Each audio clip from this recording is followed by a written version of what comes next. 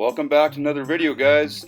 In this video I'm going to show you how to do 3 different landscapes that will help you get better at painting in watercolor.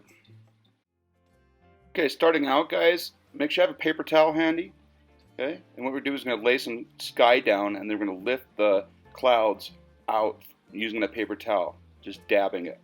I have 3 landscapes here. Okay, I'm going to do a mountain scene, an ocean scene, and like a desert and a sunset. Okay, so starting with the mountain scene, I'm going to sketch out where my mountains should be, and it's going to change a little bit here, and you'll see as I get going. But just kind of light sketch with your pencils so you have an idea of where you want your mountains. And I'm going to come in with blue, then back in with a watered down black, and I'm going to start pulling out the highlights and crevices within the mountain. Okay, then down lower, I'm adding some black and green to start developing where the tree line will be, and then I'm using brown to start sculpting out where the rocks might be for the waterfall.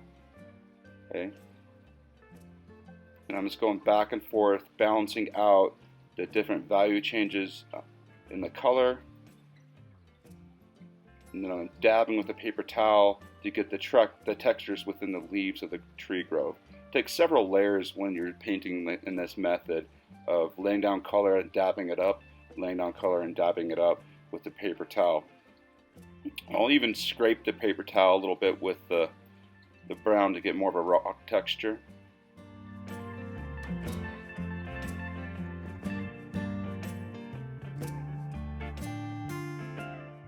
So here I'm coming back into the rock, starting to put some bushes and foliage down around where the rocks might be in your painting. Now yours doesn't look just like mine, obviously, but have fun, play around with it, where the rocks in your painting. Okay, then I'll start adding some of the water here. I'm going to be using gray first, which is my watered down black, probably a touch of brown in there. And then I'm going to come in with my blue, and then just start painting where the waterfall will be. Now after the blue dries, I came back in with the pocket knife to pull out highlights within the water. Okay, it's just one way to get white back through, as well as a paper towel. Paper towel will do that as well. But if you want that paper white, sometimes you need to use a tool like a pocket knife to scrape through if you don't have white watercolor paint. I'm going around just pulling out the highlights that I think I need in order to make a successful painting. And now it does texturize the paper a little bit, and this is cheap watercolor paper I'm using right now, so if you're gonna scrape, it's better to have a thick, heavy weight paper. This is like a 90-pound weight, I think. Generally, when I paint watercolor, a painting that I'm gonna do for a client or I'm gonna sell, I'm gonna use a 300-pound weight paper, which will give you much more play with like scraping and sanding within the watercolor. Okay, so I'm starting my new painting. Starting with dark blue, then I'm going to work to green, and then to white. So the green will be like a blue-green, and then the white is for the wave crashing over the beach. Okay, and then right here I'm going to add some shadow to give it that extra dimension.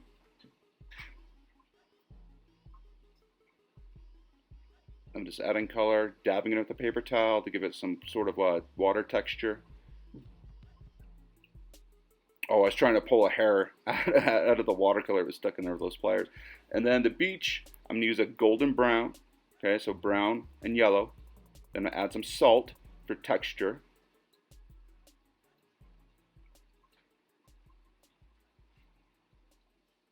Okay, after adding the salt, you let it dry. Okay, and then I'm adding some more color into the water here. Okay, I'm going to let it dry before I start working on my palm tree. You can see the palm tree is drawn in there. Okay, but make sure it's dry before you draw it in. And as I start my palm tree, I'm going with brown first. Okay, adding gray for the shadow, and then I'm building up the greens. And it helps to have a reference. If you have a reference to look at for your palm tree, it definitely helps. You can look it up on your phone or on Google, search it with your web browser, but it definitely helps to look at a palm tree when you're painting it. Okay, I was kind of winging it here. I ended up having to go back and find a photo to refer to kind of fix the leaves. This didn't look quite right, but it ended up all right in the end. And I'm just balancing out the values between the green of the leaf of the palm tree and then the shadows within the bark itself, and just kind of balancing that out as I go.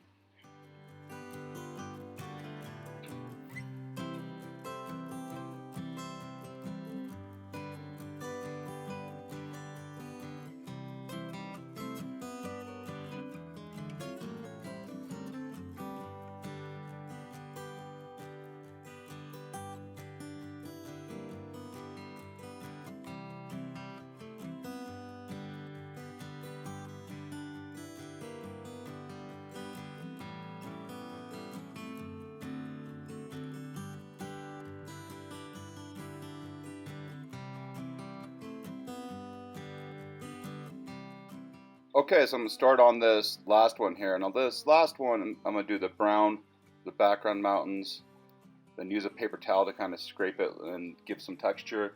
Then I'm adding some orange and yellow into it where I believe the sun would be hitting the mountains, and then some purple mixed with brown for the shadows. And the sky was just a wash of purple to orange to yellow in the background, and then I dabbed it with the paper towel.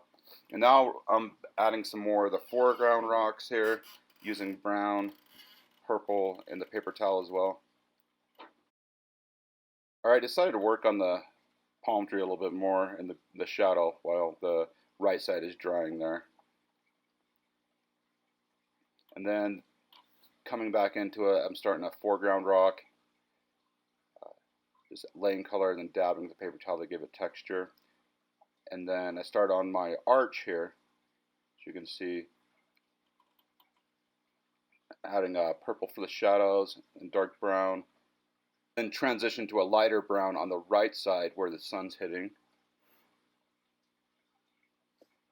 And I'm just bouncing back and forth between that arch and the rock, building shadows to make it look like it's three-dimensional.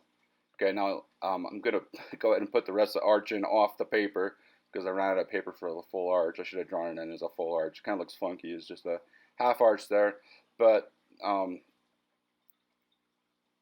here you'll see me start adding in more color into it to complete that arch. But you know, it's just practice. It's just practice, so it's okay. It's something to be aware of next time you draw it. Thanks for watching, guys. Have a good day.